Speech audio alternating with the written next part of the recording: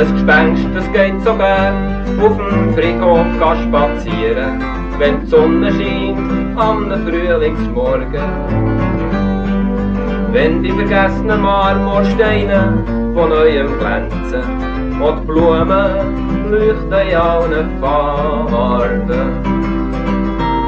Wenn die Schatten von den Holzkreuzen auf dem Boden sich verästeln wie ein riesiges Kaleidoskop, da legt sich das Gespenst ins saftige Gras, dort wo der Kühlwind über die Gräber bläst.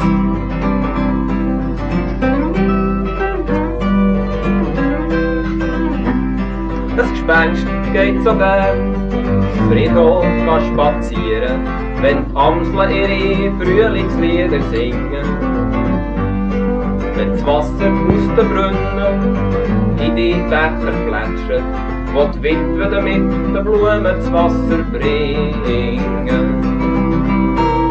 Wenn die Krokussen sprießen, violett und gelb, wo sie mögen, der Winter ist vorbei. Da legt sich das Gespenst ins saftige Gras, dort wo der Kühlwind über die Gräber bläst.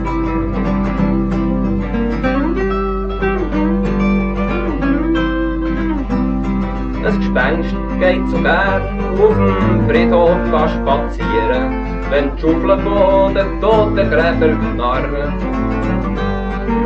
Wenn sie das kalte Bier unter den Büsch holen, und dann nochmal so fröhlich weiter scharen. Da legt sich das Gespenst ins Gras, dort wo der Wind so friedlich bläst, und es wartet, bis man ihn entdeckt.